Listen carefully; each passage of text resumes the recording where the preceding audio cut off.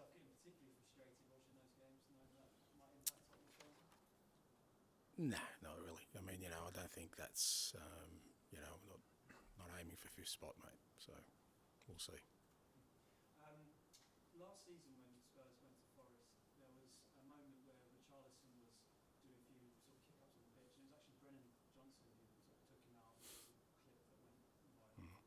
I know this week when you were speaking to the football manager guys, you were talking about how you like your teams to play almost as if they were when they were kids.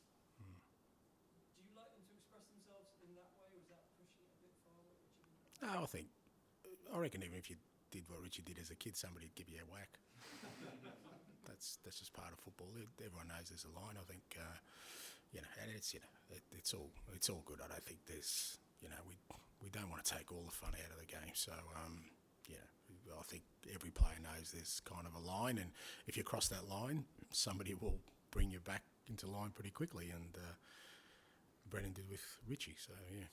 And just finally on Richie, it was mentioned the other day he scored. It was the first time in his.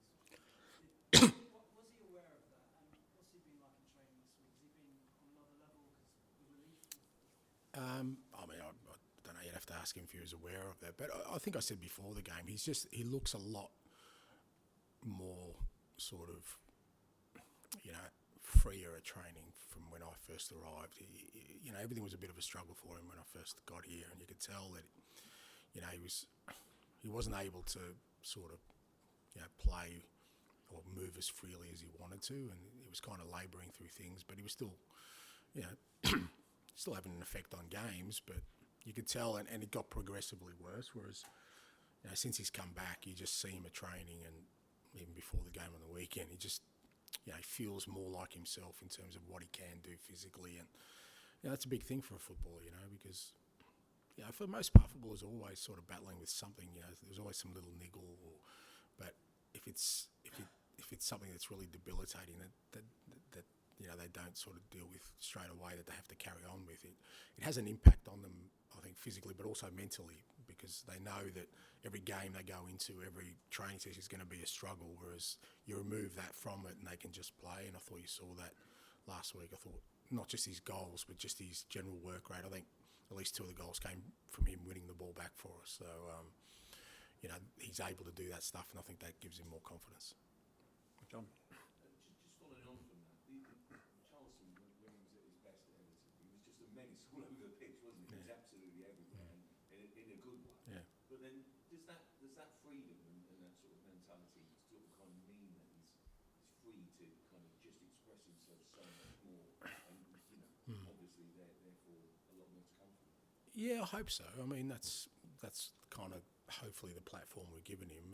Look, it's always a challenge for footballers. He came here and, like you said, he had a fantastic impact, in the Premier League with Everton, and he came here and again, whenever significant money is invested and the expectations rise, you go to a club that all of a sudden is competing for honours. All those kind of things are the challenges you have to overcome when you come to a big club. And like I said, that coupled with kind of the physical sort of setbacks he's had, and then as a striker, there's usually just one thing people measure you by, goals, and all those kind of factors. So, but again, that's up to him now.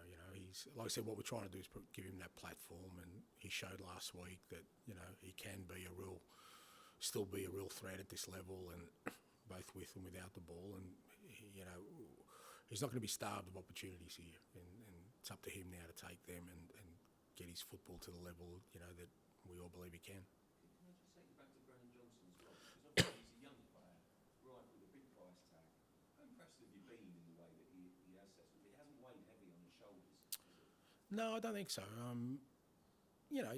I guess there's always some pressure there, and like I said, I always bear in mind that they're 22, and he's 22, and Destiny, Pape, 21, even Kulusevski, 23. They're all very, very young men still, and regardless of how much we say to them, don't worry about the price tag or don't worry about the expectations, they're human beings, so it affects them one way or another. And usually it's, you kind of hope you get an idea of the kind of people they are, from kind of the the trajectory their career's taken. And you look at Brennan, and he's had a really good upbringing and a really good foundation at Forest coming through there, and the way he's developed his football every year, that suggested to me that, you know what, even if it takes a little bit of time to adjust, he's shown already that he can go up levels. And I've been really pleased with him. Like I said, it's always hard when players come in late in the window, particularly to a new environment. It's not like we were already established and he's just got to plug in.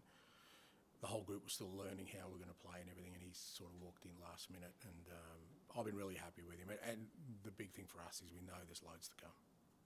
Thank you. John? I've been asked to ask about VAR, so I apologise.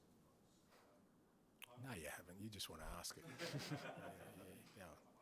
Don't blame someone else. I think that the key decision at the Liverpool game over the weekend needed 24 replays before it was made. Is this something that needs sorting out? Just slowing everything down?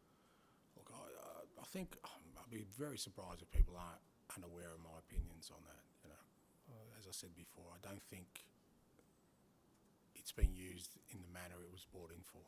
So, you know, that's the space we're in, and I'm hoping that the people who are in charge, you know, kind of simplify the whole process into, so everyone can really understand why it's in the game, because I don't really know why it's in the game at the moment. You know, it certainly hasn't made things clearer, hasn't made it more enjoyable, not for me. I still don't celebrate goals like I used to. So I think, but like I said, I think I've said my piece on that, and I'll leave it to the people who are in charge to kind of hopefully chart a way forward for it. Going back to the game, Forest have got a sizable Greek owner. Is that somebody you know personally come across? Yeah, I've come across the president a few times, and yeah, very passionate football person. Long history in the game in Greece, and yeah, he's very passionate about his football. You're a fan of, you come from a family from another Greek club? Yeah, AEK Athens, mate. It's my club, AEK Athens. I was born about a kilometre from their stadium, mate. It was my dad's team. Steve Finker seems to be living under a constant threat of sack. Is that something that... We all are, aren't we? You know, you would have been coming from me if we didn't win last week. Come on, be honest. I really like Coops. I actually, I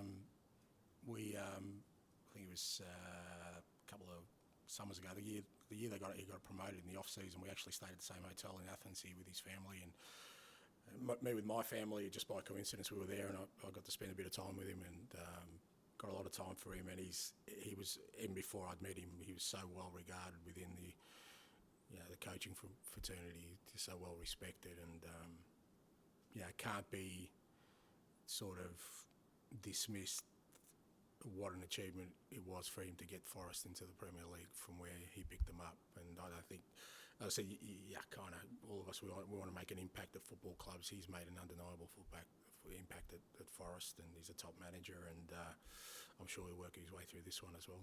Did you know you were coming to the Premier League then? No, I was a Celtic, mate. We just finished my first year at Celtic, so yeah, I was well away from the Premier League.